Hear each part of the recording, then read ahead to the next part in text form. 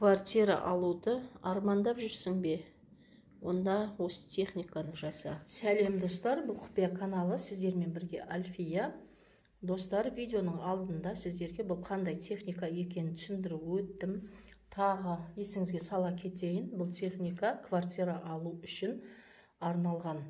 Бұл техниканы әрине көрермендердің сұрауы бойынша. Ол үшін бізге любой осындай тиын керек, екі тиын керек осындай. Одан кейін өзіңіздің фотоңыз, мысалға сіз ба, или сіз ғой жасап жатырған осы техниканы, сіздің суретіңіз керек осылай. Сіздің суретіңіз керек. Сосын немесе күйеуіңіздің суреті болса да болады, егер күйеуіңізге атына алайын деп жатырған болсаңыз, сосын мынандай міндетті түрде осындай қызыл жіп керек, осындай кәдімгі қып-қызыл, бордовый, коричневый, малиновый цветтер жарамайды, міндетті түрде осындай кәдімгі таза қызыл цвет ине сабақ керек сізге. Одан кейін сіздерге осындай ладан керек. Ладан деген не екенін білмесеңіздер, бұл ладан деп сұрасаңыз, любой намазхандар сатады ғой қазір, дәрі-дәрмек сол жерде сатады, міне мешітте сату мүмкін. Осындай бір штук ладан керек. Одан кейін міндетті түрде осындай церковный свеча керек. Көбіңіздің проблемаңыз енді церковный свечаны қайдан аламыз дейді. Церковный свечаны арнайы сататындар бар. Инстада свечи деп жазсаңыз шығады. Осындай міндетті түрде церковный болу керек, болмаса бұл техника жұмыс жасамайды. Біздер бұл жерде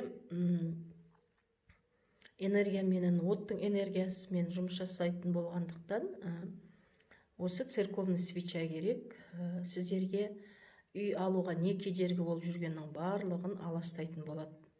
Сондықтан бұл техникаға церковный свеча керек, достар. Достар, сосын сізге наволочка керек. Наволочка деген білесіз ғой, да?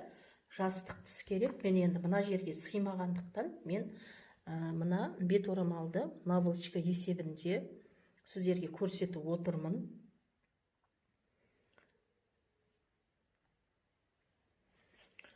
Сосын айтпақшы достар, мынандай темір ыдыс керек. Мен темір ыдыс таппадым.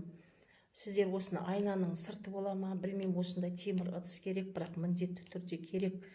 Мен ыдыс таппадым, сондықтан сізге тек үлгі ретінде осы бір кардонды қиып алдым. Сіздер де алды бұрын барлық керек заттарыңызды дайындап алуларыңыз керек. Ал достар, енді техниканың өзіне көшейік. Қалай? Осылай темір ыдысты қоясыз, оның үстіне өзіңіздің жаңа түскен цветной түрінде түскен суретіңіз керек, бастан аяққа дейін. Міне осылай тұрады темір ыдыстың. Міне беті бер қарап тұру керек, аспанға қарап тұру керек. Былай қаратуға, теріс қаратып қойға болмайды, былай қаратасыз. Одан кейін мынандай екі тиынды осындай екі шетке қоясыз. Тиынды осылай қоясыз. Міне суреттің ортасына, осындай тиынның ортасына ладанды қоясыз. Жаңа ладан деген тұз сияқты зат қой. Ладанды қоясыз. Мысалы, мынау адамның суреті, күйеуіңіздің суреті немесе өзіңіздің суреті. Кім жаңа недвижимостьті алғысы келіп жүрген адамның соның суретіне не аламыз. Одан кейін жаңа церковный свеча дедік қой, достар. Міне жаңа церковный свечаны мен осылай майыстырасыз сіздер, да, сізге үлкен болады. Мен тек үлгі үшін кішкентай түрін көрсетіп жатырмын. Церковный свечаның цветі ешқандай маңызды емес, тек қара болмаса болды, және міндетті түрде церковный болу керек. Одан кейін былай істеп болғаннан кейін, айттым ғой достар, түсіндіңіз ғой, да? Қайталап айтайыншы. Бірінші мына бетке тамыздырасыз, мына суретке тию керек, тамған жаңағы свечаның несі, воскісі. Одан мына шетке, одан мына тиынның үстіне, одан ладанның үстіне, одан мына тиынның үстіне, қайттан мына жаққа барасыз да, былай свечаңыз біткенше осылай тамыздыра бересіз. Свеча біткесін, свечаны біткеннен кейін алып тастайсыз да, осы суретті былай қоямыз. Қазір сосын мынау наволочка болады ғой, наволочканың іші бар ғой, соның іш жағына наволочканы былай саламыз. Міне мына шетке саламыз наволочканың. суретті со несіменен салдық. Салғаннан кейін былай орайсыз, міне белгілеп аласыз да. Былай 3-4 рет оралады сіздікі. Менікі тек мына бет орамал болғасын кішкентай болып тұр, наволочка бірақ үлкен болғандықтан 2-3 рет оралады. Осылай орайсыз. Мысалға 1 орайсыз, 2 орайсыз, 3 орайсыз. Осылай орайсыз. Орап болғаннан кейін тағы мына шетін тауып аласыз да. 1 деп орайсыз, 2 деп орайсыз. Осылай наволочка менен орайсыз. Яғни сіздерде осындай оралған не шықты. Осындай 4 бұрышты болған форма шығады. Соны қалай тігу керегін қазір көрсетемін. Міне достар, мен тігіп тастадым. Міне мына шетін ашық жағын бүйтіп осылай тігіп тастадым. Мынаны үзбей тұрып, міне осыны үзбей тұрып, мына жаққа тағы былай, міне осыны үзбей тұрып, тағы мына жаққа өтіреміз. Міне осылай өтіреміз да, мынаны қиып тастаймыз.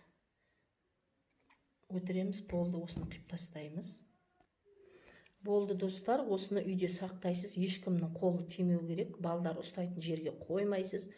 Күйеуіңіздің де қолы тиюге болмайды. Өзіңізден басқа адамның ешқандай қолы тиюге болмайды. Осы үй алғанша, квартира алғанша үйде осыны тық қоюларыңыз керек. Квартира сәті түсіп, өзінен өзі қалайда сәті түсіп, сіздер квартираны сатып ала аласыздар, недвижимость сатып аласыз. Сол кезде бұны не істеу керек? Квартираны уже сіздер желанияңыз орындалып, квартира сатып алғаннан кейін осы заттан құтылу керек. Ол үшін не істейміз? Мына ұзын жіп бар ғой, соны бірінші бүйтіп қиямыз. Қиғаннан кейін қалған жіптерді де осылай қиып тастаймыз. Осылай қиып тастаймыз. Мына наволочканы лақтырып тастайсыз, қолдануға болмайды, біреуге беруге болмайды. Мына суретті әншейін неге фотоальбомға салып қоясыз, лақтырып тастауға болмайды, үйде тұру керек. Басқа техникаларға қолдануға болмайды. Ал мына 2 тиынды садақа беретін жәшік болады ғой, ящиктер садақа беретін. Садақа ретінде осы 2 тиынды беріп тастайсыз, әрине үйді сатып алғаннан кейін. Ал мына ладанды тамақ пісіретін газдың үстіне қойып, осыны жағып жібересіз. Қашан өзі пытырлап жанып болған шейін полный жану керек, жанып кету керек. Болды. Басқа еш нәрсе жасамайсыз достар. Осыменен осы техника бітті. Достар, менің осы техниканы түсіруіме 2 сағат, 3 сағат кетеді. Қайта-қайта бірдеңені ұмытып кетіп, қайта-қайта түсіремін. Менің немді бағалаң достар, уақытымды бәр зат кетіп жатыр. Сондықтан жаңадан келген көрермендер болса, каналыма жазылып, лайк басып кетіңдер. Бұрынғы көрермендерім болса, мені қолдап, лайк басып, комментарий, түсінбеген жерлеріңізді комментарийға қалдырыңдар. Міндетті түрде 24 сағат ішінде жауап беремін достар. Жасап көріңдер, квартира алыңдар. Сәттілік.